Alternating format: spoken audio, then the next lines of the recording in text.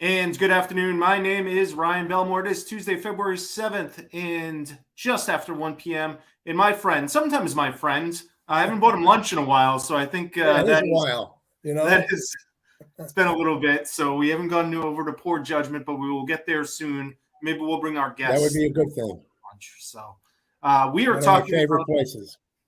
Talking about journalism, news, lots of exciting things coming up here, Frank. Oh, indeed. G. Wayne Miller joins us this morning. Wayne was a reporter at the Providence Journal for 41 years. He is involved with the story in the public square at the Pell Center. Had written 20 books, a couple more on the way. Probably another 40 on the way, something like that, Wayne. Oh, my God, no, please don't curse me, but several. Let's just leave it at several. You wrote all the ones behind me. Yeah, I do ghostwriting too on the side. There you go. But very exciting. Tomorrow at, I think in the wee early morning, you're going to launch yet a new project, Ocean State Stories. But that should be, well, tell us a little bit about it and what exactly that is. So sure. First, let me just say I'm a big fan of What's Up Newport. Check it all the time anyway. So you guys that makes one. We're starting somewhere. There we go. Let's put that in the plus column. You guys have a great site. So I appreciate that. So what's up Newport? OceanStateStories.org. As Frank said, it's going to launch tomorrow in the wee hours, probably 5 or 6 a.m. And it is a new journalism outlet initiative based at the Pell Center at Salve Regina University. And very broadly, what we are aiming to do is to tell the kinds of stories that many years ago newspapers and other outlets told frequently. At the Providence Journal, these are stories that really sort of distinguished my career. But with the decline in staff members at different newspapers, and this is not certainly unique to Rhode Island, this is a nationwide phenomenon or development. Those stories were told less and less frequently. So in a conversation with Jim Ludis, who is the director of the Pell Center, as Frank said, I've been story in the public square. I've been involved with Jim. I've been a visiting fellow there for almost 11 years. We do the national PBS show, Story in the Public Square, and so forth and so on. We began conversations last year saying, what might we be able to do to fill that void that is increasingly left as papers decline in number? Other papers become what they call ghost papers, which means they have a bare bones staff, if any staff at all. And other papers just simply go out of business. And so you don't have the manpower or even the outlet to tell those kinds of stories. And we came up with OceanStateStories.org. And we announced it in early November, which is when I left the journal, as Frank said, after 41 years. So we aim to fill that void. We will be having stories written by me as the staff writer, a staff writer there, starting tomorrow on Wednesday with the first of a 2-part series on food insecurity around Rhode Island.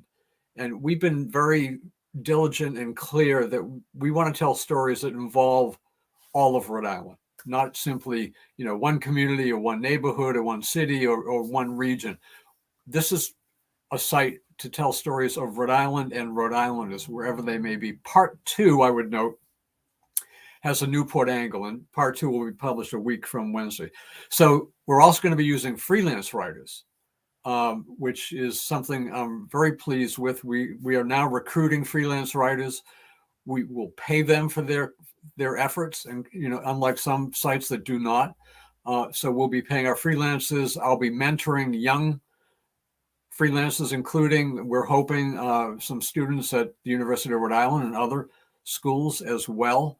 So I'm very excited about that. Mentoring has been an important part of my career as I, reach a certain point of experience. And Frank, you'll remember a number of people that I mentored at the Providence Journal, Mark Johnson, for example, now at the Washington Post, and a bunch of other people. So we will publish weekly at the start. We will have one main story. We will also have Q&A with leaders, community leaders around the state. And we start tomorrow with the new executive director of Rhode Island Kids Count. And so that's Paige Clausius Parks, and we're very, very pleased to have her be the first Q&A. We have one coming up with Phil Chan. People will certainly remember his name from the pandemic. We also have an advisory board, and I want to take a moment to talk about the advisory board. Again, we try to get people who represent diverse communities around the state. And I spent a lot of time reaching out to the now members of our advisory board. These are people I've come to know through my journalism primarily. We have, for example, I'm going to give you just sort of a sampling here. We have Beth Bixby, who is the head of Tides Family Services. We have Elizabeth Burke Bryant, who is the former head, just recently retired, of Rhode Island Kids Count. We have Chanavi Che from the Center for Southeast Asians. Thrilled to have her. Rabbi Les Gutterman, who I think pretty much everyone in Rhode Island knows or knows of. Tom Heslin, Frank, as you know, he was an executive editor at the Providence Journal for many years. Won Pulitzer's, a great editor, great resource to have. Kendall Moore, who is a professor down at the University of Rhode Island. Tom Nichols, interestingly enough, he used to be, he was many years at the Naval War College, and he left in the past few months to become a staff writer at the Atlantic. He still lives in Rhode Island. His counsel will certainly be appreciated. There's Tricia Rose, an African-American professor of Africana Studies at Brown.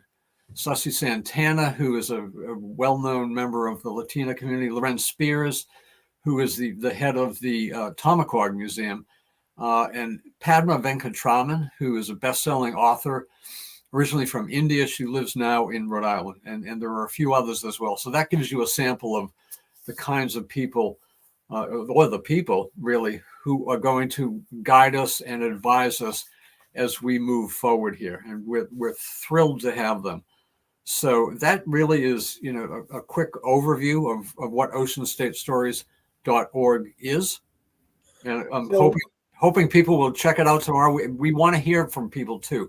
There's a very easy contact us button. We want to hear what we're doing right. We want to hear what we're doing wrong. The kinds of stories that our readers would like to see, contact us. We're brand new. We are wide open to suggestions. We want to learn as we go through, as we develop our site and grow it. So I'm assuming you've written a mission statement, or at least you have one in your head, mission statement and a vision statement. What would they be? I'm going to read the mission statement. Give me a second here to find it.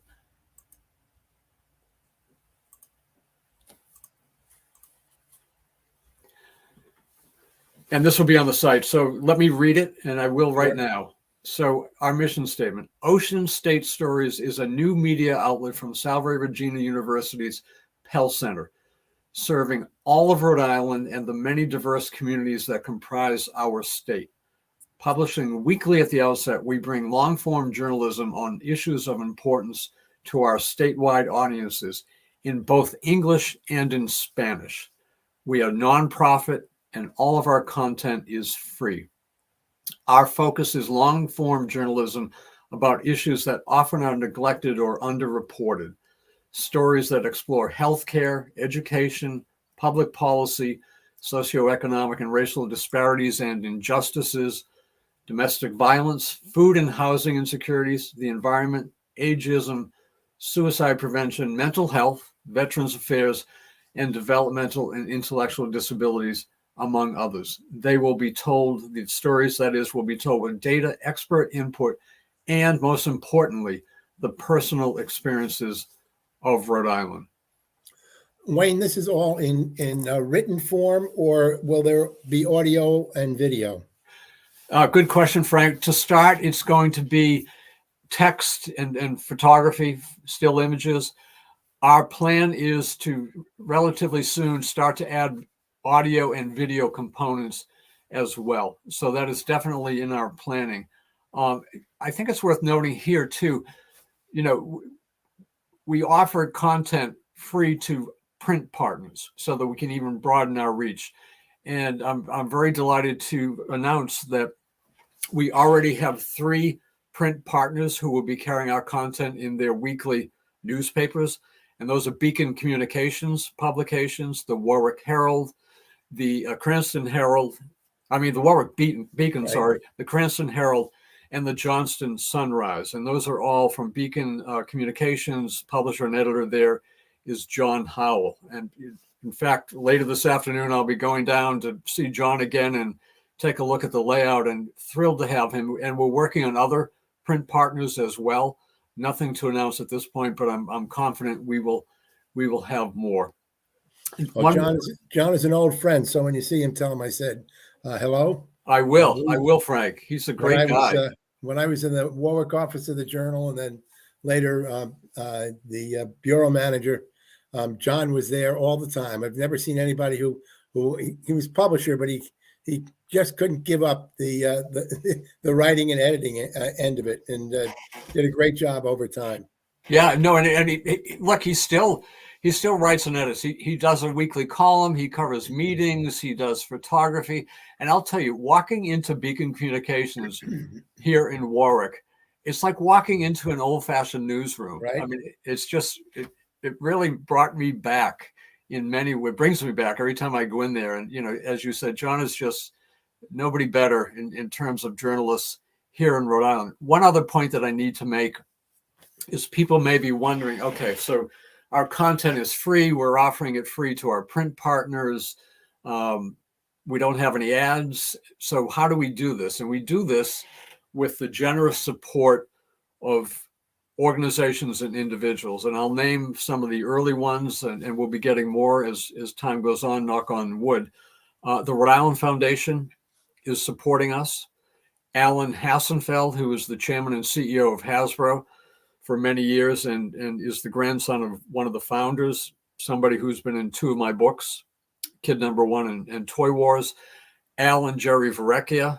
Al also was a chairman and CEO of Hasbro and in both of those books. And Charlotte Metcalf, whose family for many years owned the Providence Journal. This, of course, goes back to the 80s and in years prior to that, going back into the 19th century when the Metcalf family bought the newspaper. Wayne, when you first of all, for those people who may not be familiar, explain what you mean by long form. Long form is in-depth reporting. You have a spectrum of stories that appear in newspapers. You have news briefs on the very short end, and they can be 1 paragraph, 1 sentence. Frank Prosnitz works for What's Up Newport, and yesterday he had a great lunch with Ryan, which was long overdue. News brief, okay? And make sure you use that.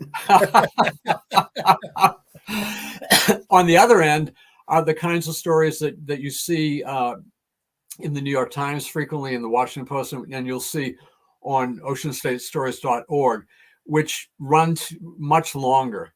A news brief may have, 75, 50 words. The stories we're doing will run to 1,500 words and longer. So you get a chance to really take a deep dive into issues that you can't do with very brief journalism. And it takes time to do, Frank, as you know. Sure. The reporting for part 1, food insecurity, which runs to part 1 of the 2-part series, which runs tomorrow, took me on and off, several weeks of reporting. It wasn't the only thing I was doing, needless to say. But, I had to go to West Bay Community Action. I had to go to Providence to a couple of places, and then do reporting by Zoom, and then photography, and then background information. I went up to the Rhode Island Community Food Bank and got data everywhere I went, and incorporated the most important pieces of data, which is, numbers of people who face food insecurity every week or every month. programs that are available. And finally, as part of that package, we put together a little sidebar called food resources. So if you are in need of emergency need of food, or you're overwhelmed with bills for utilities, we write about people who were facing loss of housing if they didn't get help with food, because food, like everything else, has gone up in price, and healthy food is even more expensive. So these programs all help, and we have a list of places you can go depending on where you live in the state and what your need is to find out more, phone numbers to call. So this is a public service, essentially, Frank. So I guess that part of that answers my next question, which you're dealing with these overriding issues, very important issues, and whether or not you're drilling down into the local communities in order to provide resources or information, or dealing with local issues that might be a spin-off of maybe a major issue that you're dealing with. Exactly. We want, as I said, we want to provide public service to people. We want people to read and understand issues and perhaps be motivated to try to change things. But for people who are in need, whatever the need may be, in this case, it's food insecurity, but it could be people with, developmental disability needs, or mental health needs, or behavioral health care needs. When we run those stories, and they're on tap, they're coming up later this year, soon, actually, you'll be able to go to our resources page there and get help. For example, if you have an addiction issue, we'll have a link to Kodak. We'll have a link to the Samaritans when we write about suicide, which of course is a major mental health issue, and so forth. So I guess you get the idea with what we're doing here in terms of trying to help, or help people help themselves, or get help. Tell me a little bit about the role of the advisory board. Yeah, good question. We're going to meet periodically.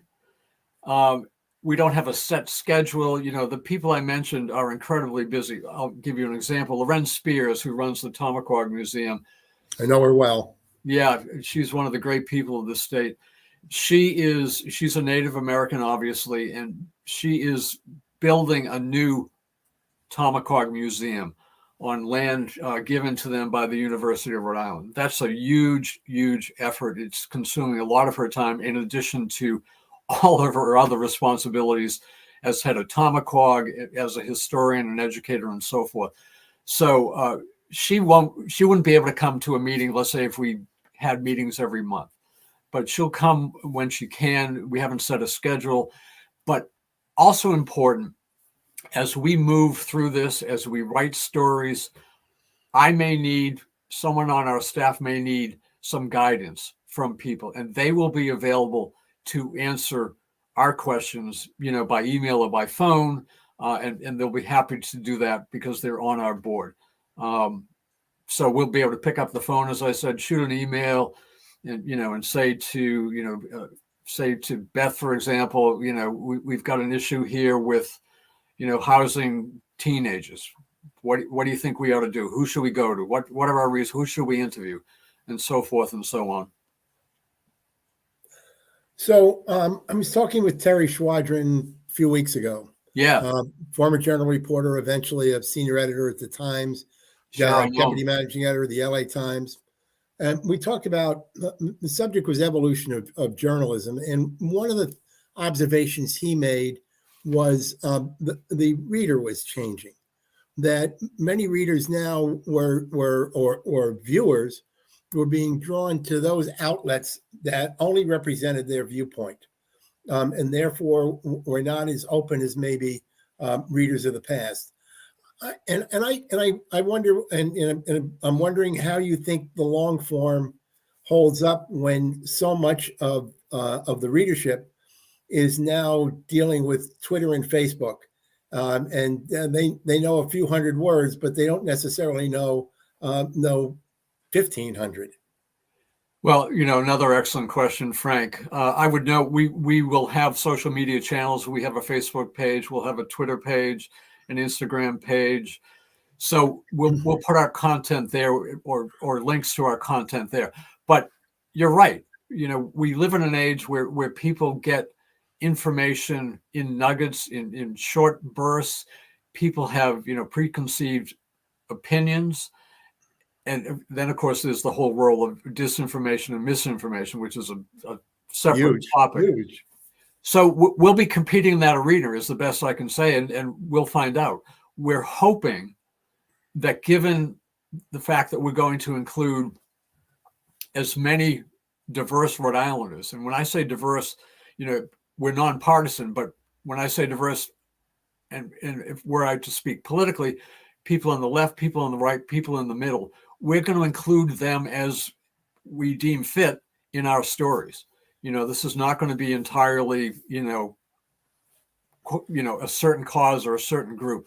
We want to involve everyone because, I believe Jim Ludis believes, many, many people that we deal with, we've had this conversation on Story in the Public Square many times, that if you can move past, sort of the initial reaction that you might have when somebody is labeled, and listen to people, you learn things, and you can begin a dialogue and a conversation that can be really important.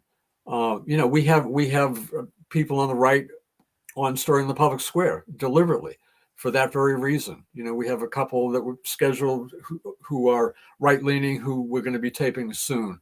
That is critical. And I think it's not just critical to journalism, but it's critical to democracy, which is, I don't want to say our ulterior motive here. It's very much a part of what we're trying to do, trying to enhance or help democracy at the local level. Because, look, as well as I do, probably even better, we've got great political divisions here in Rhode Island. Some of them align sort of regionally. The western part of the state tends to be more right-leaning than the urban core, for example.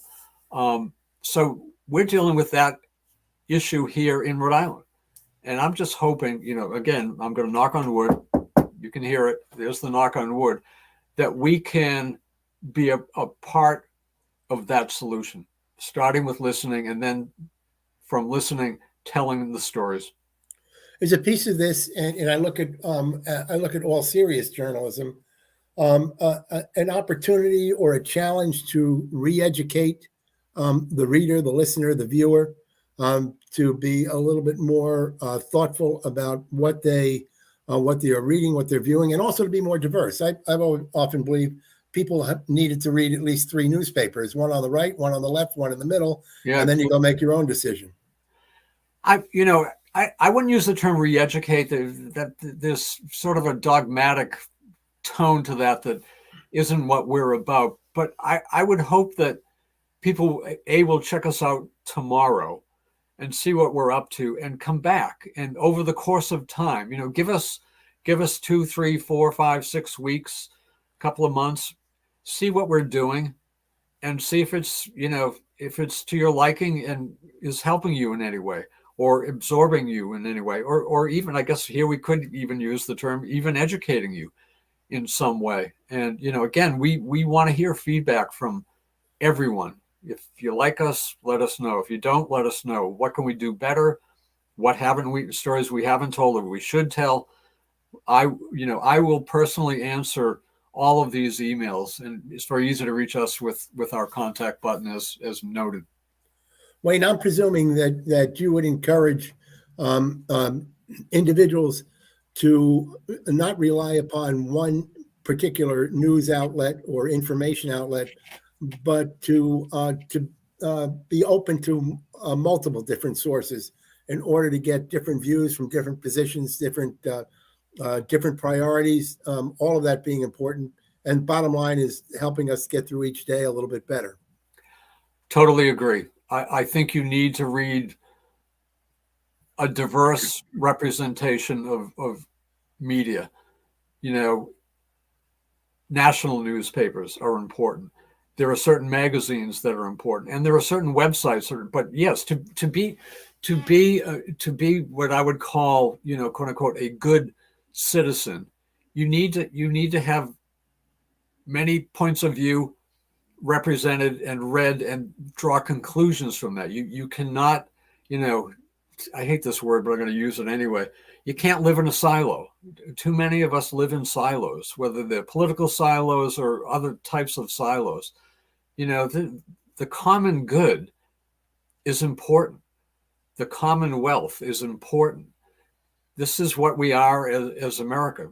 We have to keep track of, we have to remind ourselves, and we have to refresh our notion as we're all in this together. Wherever we live, whatever our point of view, we are the United States of America, and we're Americans. And the founders clearly had that in mind when they wrote the Constitution. So I want to drift away for a little bit and then come back in the few minutes that we have left. But I would be remiss if we didn't talk about your latest book, Traces of Mary, and tell us a little bit about that. And that's got some pretty good reviews. Yeah, it has gotten some good reviews, and for that I'm grateful. And if we have time, I'll read one of them. So Traces of Mary is unlike any other fiction I have written. It combined, and I've written a lot of fiction. I've written a lot of horror fiction. I've written a lot of science fiction, fantasy fiction, other kinds of fiction as well. This book combines all of those genres with an overlay of mental health. So all of these elements come together here. And the log line on this, the brief summary, Mary McAllister is the protagonist of this book, Traces of Mary.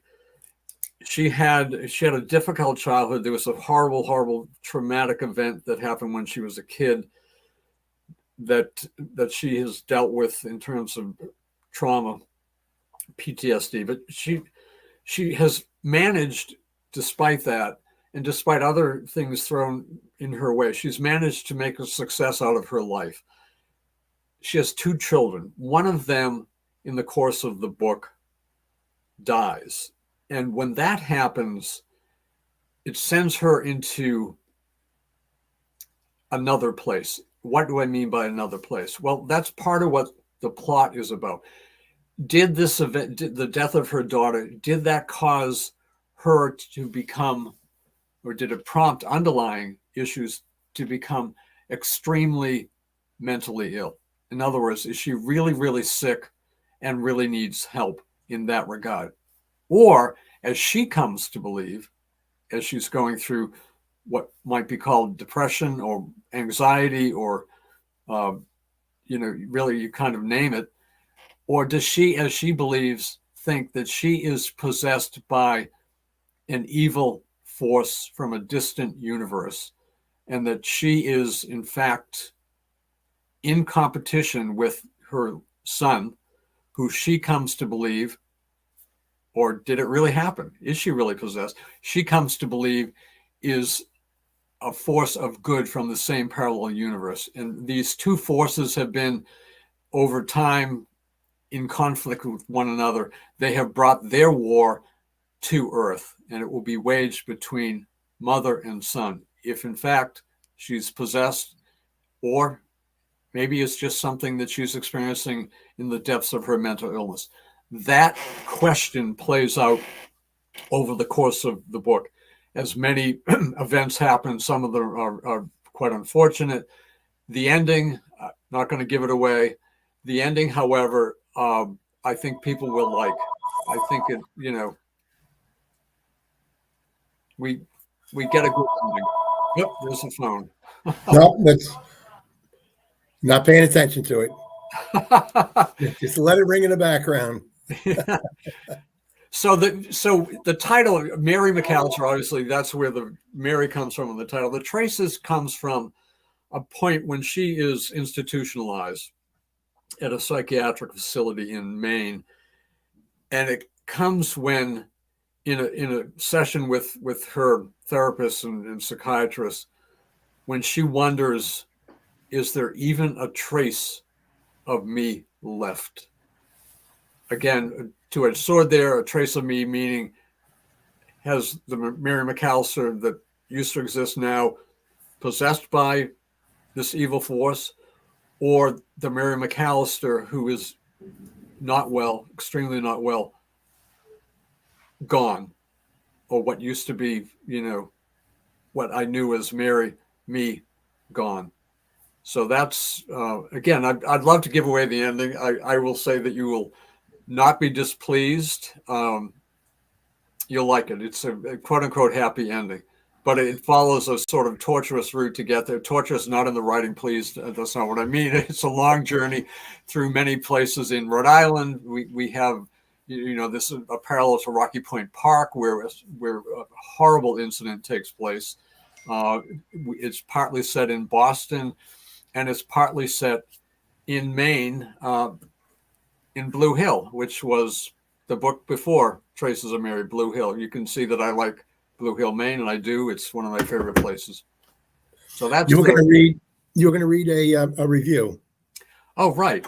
I will. So this is a blurb from Mark Johnson. And, Frank, you remember Mark from the Providence Journal. He's now at the Washington Post. He's a Pulitzer Prize winning author.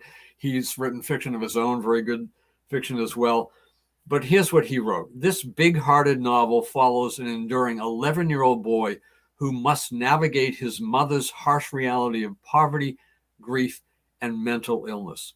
Along the way, he discovers a place where resilience and faith are rewarded, where the miseries of the real world can be overpowered by the benevolence of a fantastical universe.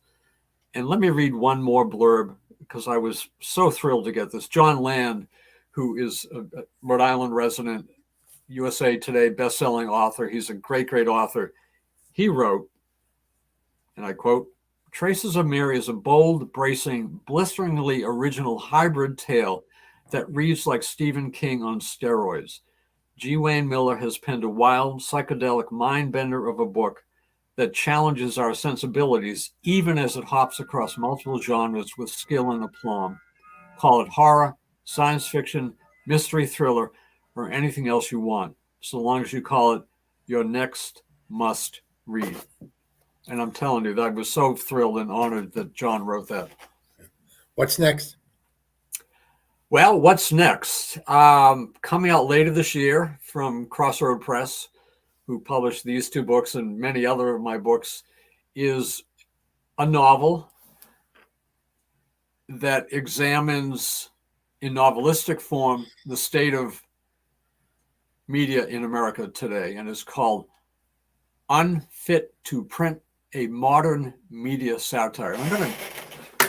I just finished the hard copy. I've got to show you this, because I've just got to show you this. I just finished the hard copy edit. It's now down to Crossroad Press. Ryan, you're muted.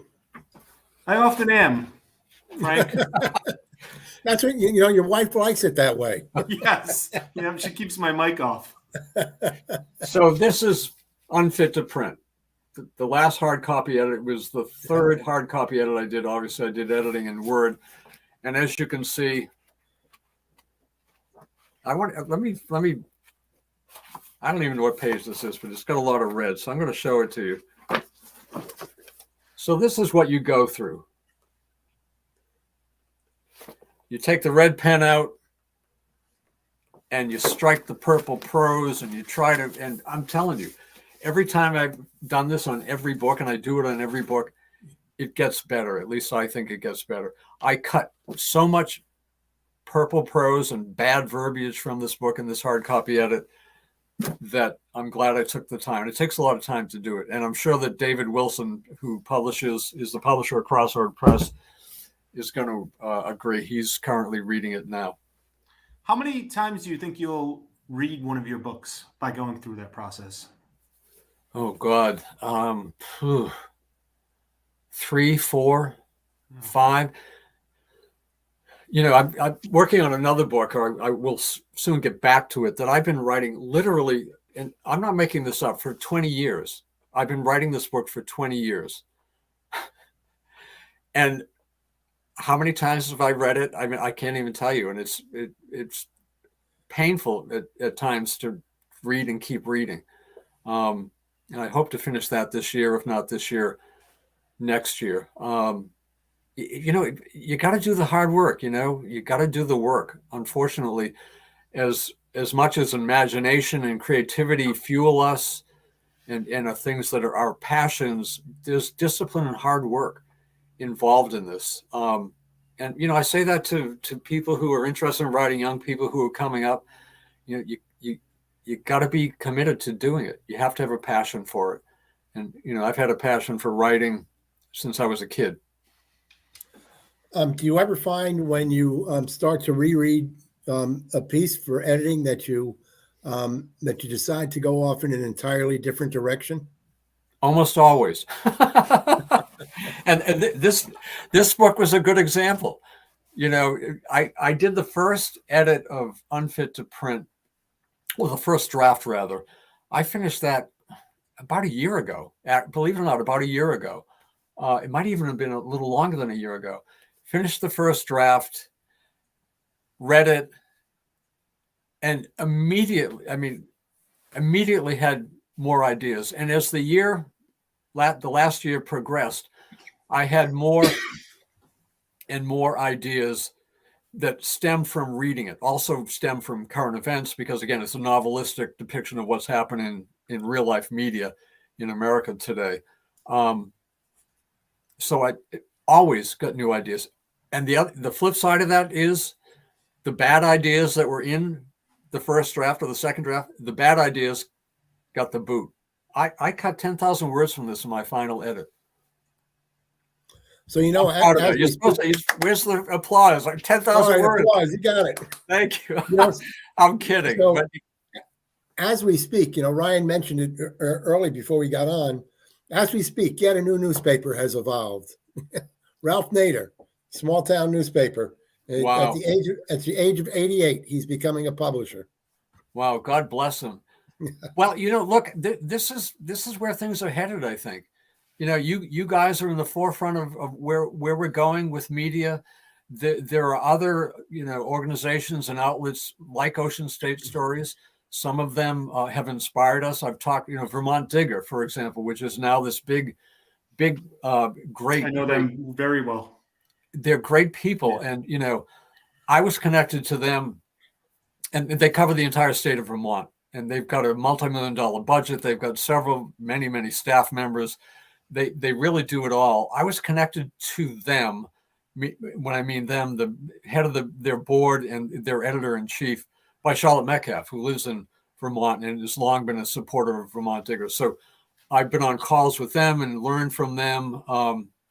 We've been on calls with other people to learn as well. I think, you know, this is the direction we're going. So while there are news deserts and ghost papers and, you know, the hedge funds have, you know, killed so many papers and whatnot, there's maybe revolution's too strong a word, but there's something happening here. There's no question about it. And it's good. It's all good. We belong to the same organization, local independent online news publishers, as Vermont Digger. You know, one of the things I wonder, we've just seen it with the Baltimore Banner, which popped up. We've seen it this week with a paper that popped up in Houston.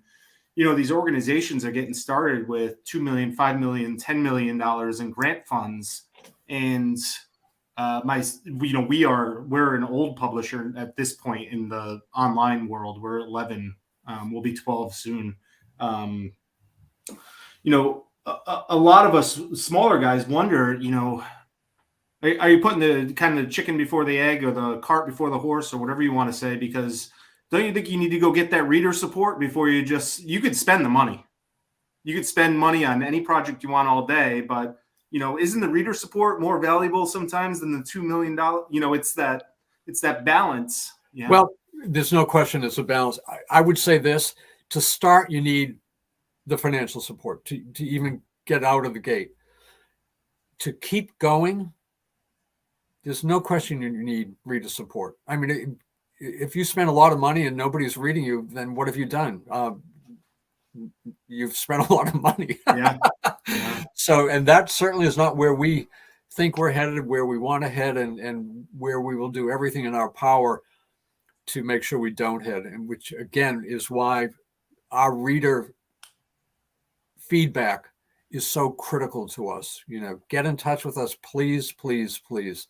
Let us know what we can do better, what stories we haven't written. We do have plans to grow.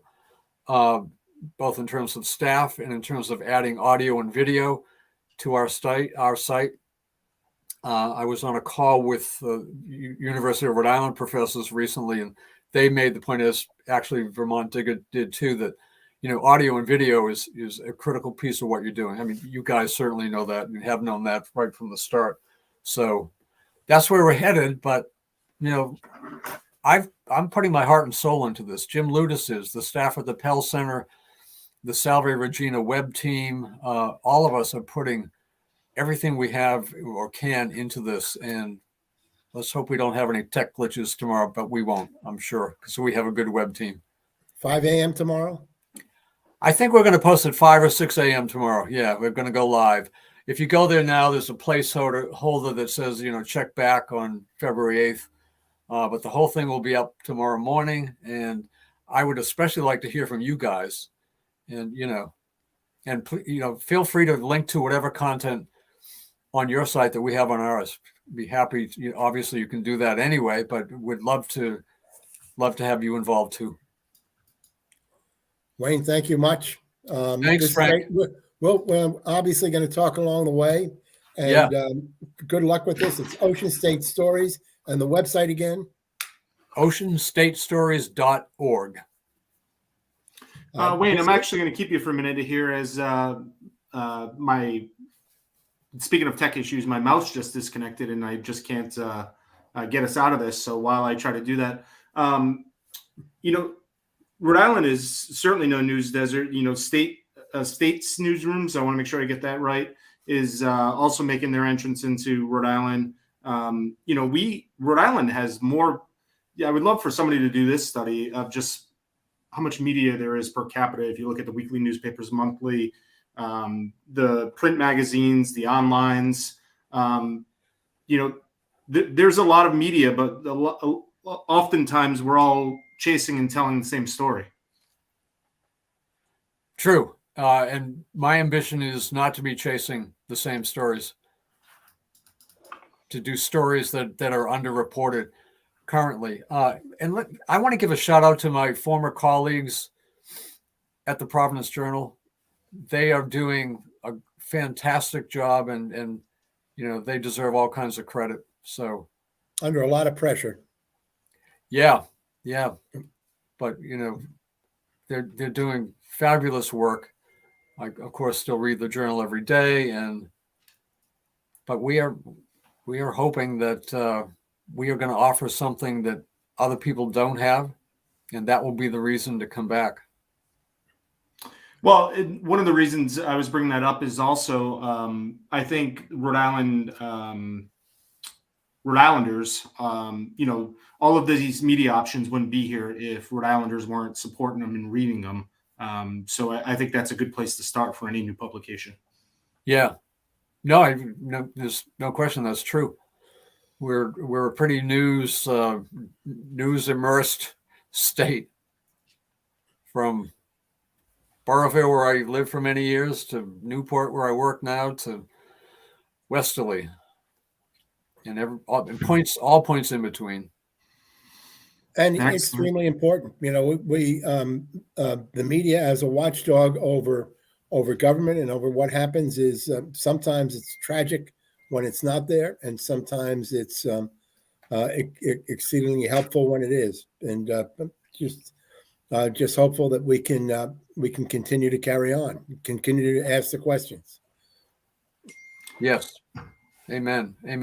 All right, well, gentlemen, I am going to get us out of here. Did you find your mouse? No, I'm going to use another computer because. Hey, look, Ryan and Frank, you guys need to come visit us at the Pell Center, and we'll buy lunch so that you two don't have to fight over. You two don't have to fight over who's going to get whose lunch. Okay. There you go. We're right down the road from you. So, anyway, you keep up your own great work. As I said at the beginning, I've been a long-time loyal reader, and carry on.